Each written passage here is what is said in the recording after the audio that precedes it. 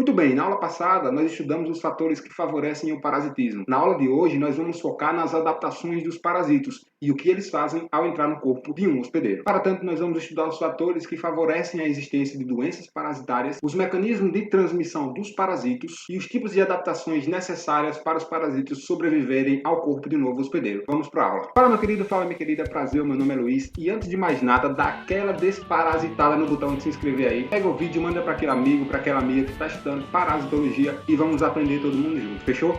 Vamos lá. Pessoal, na aula passada nós abordamos muito a parasitologia e a sociedade de forma geral. O que nós podemos resumir da aula passada é que os parasitos, de forma geral, eles são tratados como doenças negligenciadas. Acompanhe na tela comigo o que o Ministério da Saúde define como doenças negligenciadas.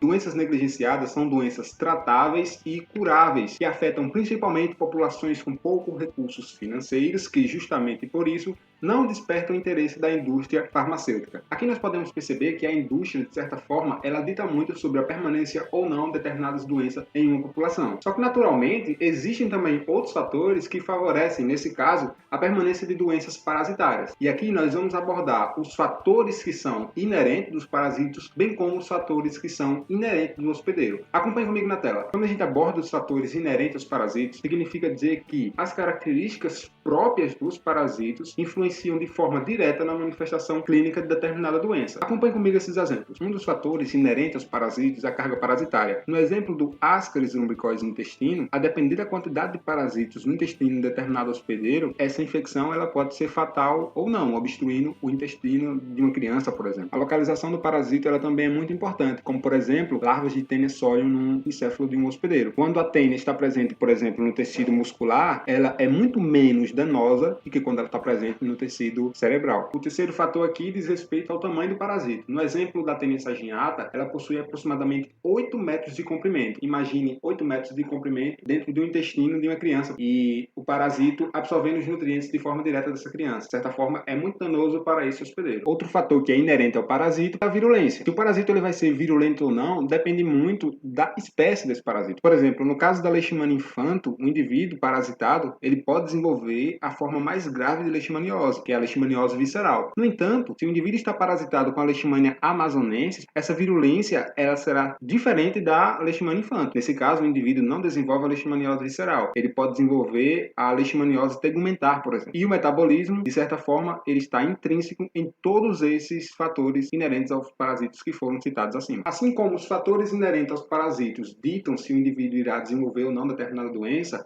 há também os fatores inerentes aos hospedeiros. Dentre eles, um fator curioso é o sexo. Para algumas doenças, é muito comum que indivíduos do sexo masculino sejam mais propícios do que indivíduos do sexo feminino. Atrelado a isso está a idade. Indivíduos idosos já têm, por natureza, o sistema imunológico um pouco mais fraco, debilitado, ao passo que crianças possuem um sistema imunológico ainda imaturo. Então, nesse caso, a idade também influencia de forma direta a existência ou não de doenças parasitárias. A nutrição também ela é muito importante, principalmente para manter a resposta imunológica muito mais forte, uma vez que o indivíduo bem nutrido possui o seu corpo muito mais forte e pode combater de forma direta esses parasitos através das respostas imunológicas. E os fatores genéticos também estão mediando todos esses fatores inerentes ao hospedeiro. Dentre os fatores inerentes ao hospedeiro, eu trago o exemplo da leishmaniose visceral. Observe o que esse artigo encontrou. Esse artigo ele avaliou as mudanças no perfil epidemiológico da leishmaniose visceral de 2001 a 2014 no Brasil. E veja, dentre um dos seus resultados, ele mostra que a leishmaniose visceral ela foi predominante em crianças abaixo de 4 anos e aumentou em idosos, principalmente aqueles acima de 40 anos no Brasil. Então, isso mostra que o fator idade, ele influencia diretamente na permanência ou não de doenças parasitárias, nesse caso a leishmaniose visceral. Logicamente, esse contexto recebe muitas variáveis epidemiológicas e não só o fator idade influencia. Mas para que o parasitismo ele obtenha sucesso, é necessário que existam vários mecanismos de transmissão desses parasitos. Dentre os mecanismos de transmissão, nós temos basicamente dois: os diretos e os mecanismos indiretos. O mecanismo direto é aquele onde há transmissão de indivíduo para indivíduo. Pode ser através de contato, como por exemplo o piolho ou a sarna. Uma pessoa que está parasitada com piolho, assim que encosta sua cabeça em outra pessoa, o piolho pode simplesmente saltar de uma cabeça para outra. A via congênita, ela também pode ser uma via de transmissão direta, uma vez que a mãe ela transmite para o feto via placenta. Nesse caso, nós temos o exemplo exemplo da toxoplasmose, onde taquizoítos da mãe migram para o feto, e também a via sexual. Talvez o exemplo mais famoso na parasitologia é a doença tricomoníase. Então aqui nós vemos uma relação direta entre o indivíduo que está parasitado, está infectado,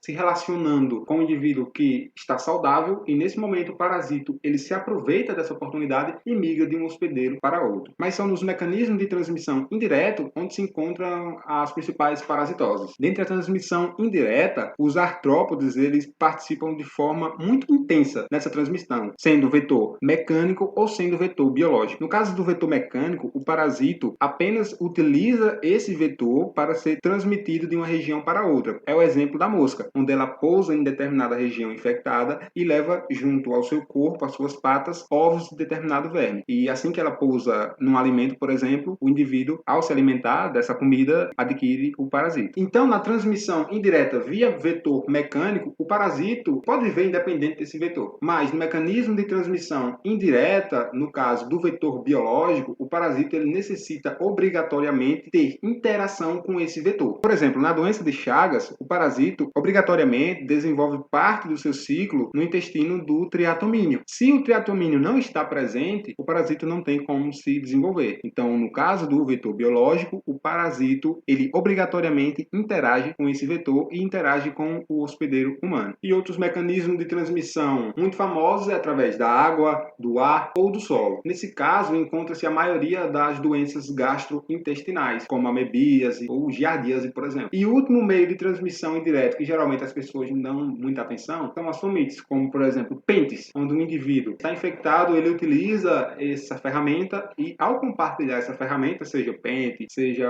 roupas íntimas, ele consegue transmitir o parasito de um hospedeiro para outro. Vou dar uma pausa rapidinho agora no conteúdo, hora do recreio, só para dar um recado, 2 segundos. Se você estiver gostando desse vídeo, eu peço por favor que dê uma desparasitada aí no botão de se inscrever, inscreva-se no canal e manda esse conteúdo para algum amigo que está estudando parasitologia, valeu? Eu conto com a ajuda de vocês, estou iniciando agora, então meu objetivo é chegar a 100 inscritos e a sua ajuda ela é muito bem-vinda. Então vamos continuar a aula. Então estamos vendo que a transmissão de um parasito de um hospedeiro para outro, ela parece ser mais simples do que imaginávamos. Só que um parasito, assim que entra no corpo de um hospedeiro, é necessário que ele desenvolva mecanismos para sobreviver nesse novo ambiente. E os parasitos, ao longo da evolução, desenvolveram mecanismos de adaptação nesse novo ambiente. A adaptação, então, é a marca do parasitismo. Existem basicamente 3 tipos de adaptações. As adaptações morfológicas, biológicas, e essas duas são intermediadas pelas adaptações fisiológicas. Vejamos aqui na tela que as adaptações fisiológicas irão intermediar as duas adaptações, as morfológicas e as biológicas. Dentro das adaptações morfológicas, temos mais duas. As adaptações degenerativas, que é a perda ou a atrofia de um determinado órgão, e as adaptações hipertróficas, que é o desenvolvimento de determinado órgão. Por exemplo, nas adaptações morfológicas do tipo degenerativa, temos o exemplo da mosca Mielófagos ovonus, a qual perdeu os seus órgãos locomotores, as suas asas posteriores, porque ao longo da evolução isso favoreceu o parasitismo dela. Já no caso das tênias, parasitos de humanos, elas perderam o seu aparelho digestivo. Então, uma vez que ela está parasitando o intestino de um humano, ela absorve de forma direta, através da parede do seu corpo, os nutrientes que foram previamente digeridos pelo hospedeiro. Então, são 2 exemplos de adaptações do tipo morfológica degenerativa. No caso das adaptações morfológicas hipertróficas, há um desenvolvimento maior de determinado órgão. Por exemplo, os órgãos de fixação também da tênia, onde os acúlios, que são estruturas de fixação, têm um tamanho elevado. Para quê? Durante o movimento peristáltico do intestino, ou seja, o movimento natural do intestino, não é interessante para o verme ficar simplesmente solto, ou seja, nesse caso, ele se fixa na parede intestinal através dos acúlios e assim impede com que ele seja expulso durante os movimentos do intestino. Outro exemplo de adaptação hipertrófica comum é o desenvolvimento dos órgãos alimentares dos insetos hematófagos, onde há um desenvolvimento maior para que uma maior quantidade de sangue ela seja ingerida por esses insetos. E nesse caso, a adaptação fisiológica ela está intrinsecamente relacionada. No exemplo do inseto, quando ele está se alimentando de sangue, não é interessante que o hospedeiro perceba. Então, o que é que o inseto faz? Ele desenvolve proteínas anestésicas e inocula no hospedeiro e assim o hospedeiro não percebe que está sendo picado e assim o inseto ele consegue se alimentar de sangue tranquilamente. Então, temos o exemplo aí da adaptação fisiológica intrinsecamente relacionada à adaptação morfológica. Então aqui nós temos os dois tipos de adaptações morfológicas dos parasitos, as adaptações degenerativas e as adaptações hipertróficas. Já nas adaptações biológicas, uma das primeiras adaptações muito importante é aquela adaptação dita como reprodutiva. O parasito, para vencer as barreiras do ambiente, ele eleva sua quantidade de ovos, por exemplo, ou cistos, e, de certa forma, aumenta a chance de sucesso em infectar um novo hospedeiro. Nos tipos de reprodução, os parasitos desenvolveram vários na tentativa de aumentar a capacidade de se adaptar a um novo hospedeiro, como, por exemplo, o hermafroditismo, onde o indivíduo pode ser masculino ou feminino em um só, como exemplo, a tênia, a paternogênese, onde há uma reprodução assexuada sem que o embrião precise de espermatozoides, ou até mesmo uma poliembrionia, onde indivíduos jovens já estão aptos a gerar novos descendentes. Outra adaptação biológica muito comum é a resistência às agressões. Então, os parasitos conseguem desenvolver mecanismos de evasão do sistema imunológico, por exemplo, fugindo de macrófagos, fugindo de anticorpos, e dessa forma ele consegue o sucesso na infecção. E o tropismo, que é uma adaptação para a luz ou adaptação para o solo. De certa forma, isso também é um mecanismo de se adaptar ao hospedeiro. É o tropismo que irá definir a posição de determinado parasito no corpo. Por exemplo, o que é que diz que o parasito ele vai viver no fígado e não irá viver no tecido muscular, por exemplo? Isso tudo tem relação com o tropismo. Perceba que todas essas adaptações são cruciais para a manutenção da vida desses parasitos. Portanto, nós vimos na última aula que a presença de um determinado agente causador de doença, no nosso caso os parasitos, está intimamente relacionado ao status social de uma determinada comunidade. Hoje nós vimos os mecanismos que os parasitos conseguiram desenvolver ao longo da evolução para transitar entre os hospedeiros, bem como sobreviver nos novos ambientes. Porém, assim que o parasito ele chega num novo ambiente, isto é, no novo hospedeiro, ele causa danos a esse hospedeiro. E esses danos é o tema da nossa próxima aula. A nossa próxima aula, a aula 3 dessa série, ela vai tratar da ação dos parasitos no corpo do hospedeiro, como eles nos prejudicam. Se você quiser acompanhar essa aula, eu sugiro seguir a playlist à risca para você entender todos os mecanismos que os parasitos desenvolveram e como eles interagem com nós seres humanos e a sociedade. Então, pessoal, lembrando que todos os links estão aqui na descrição, as referências que eu estou utilizando.